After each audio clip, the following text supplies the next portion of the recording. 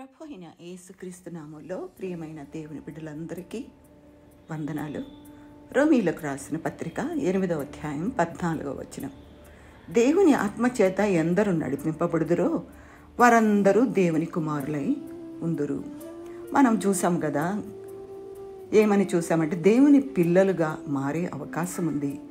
ఎవరు దేవుని పిల్లలుగా మారగలరు అని అది ధ్యానిస్తూ ఉన్నాం. దానికి సరిపోయే వచనంగా ఈ వచనం కనబడతా ఉంది. దేవుని సంతానం అంటే ఏమిటో వివరించే వచనం ఇది.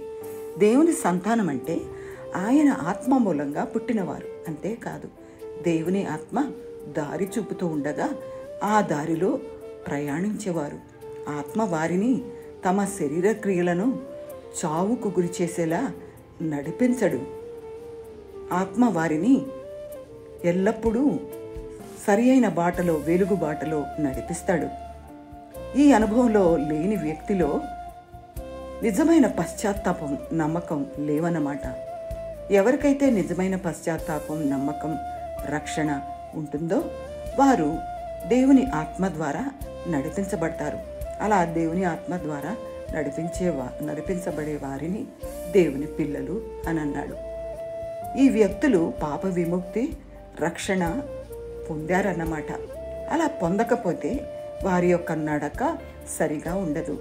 వారు శరీర క్రియలను హేతువు చేసుకొని నడుస్తూ ఉంటారు. వారు రక్షణ పొందలేదు అంటే దేవుని బిడ్డలుగా తీర్చిదిద్దబడలేదు అని మనం గ్రహించాలి. పౌలు విశ్వాసులను దేవుని సంతానమని అన్నాడు. 6వ అధ్యాయం 16-22లో వారిని బానిసలు అని కూడా అన్నాడు. ఈ రెండు పరస్పర విరుద్ధ భావాలేమీ కావు. బానిసత్వం అనడంలో బలవంతంగా దాస్యంలో ఉండడమని అతని ఉద్దేశం కాదు. సమ్మతించి ఆనందంగా దేవుణ్ణి సేవించడమే. సంతోషంగా దేవునికి బానిసలు కావడం ద్వారా విశ్వాసులు తాము దేవుని సంతానమని రుజువుపరుచుకుంటారు. దేవుని దాసులుగా ఉండేందుకు వారికి ఇష్టం లేకపోతే ఆయన సంతానంగా ఉండేందుకు వారు అర్హులు కాదని తమంతట తామే బయట పెట్టుకుంటారు. నిజానికి అలాంటి వారు దేవుని సంతానం కారు.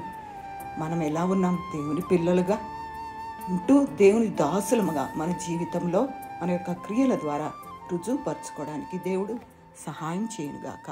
ఆమేన్. దేవునికి స్తోత్రం.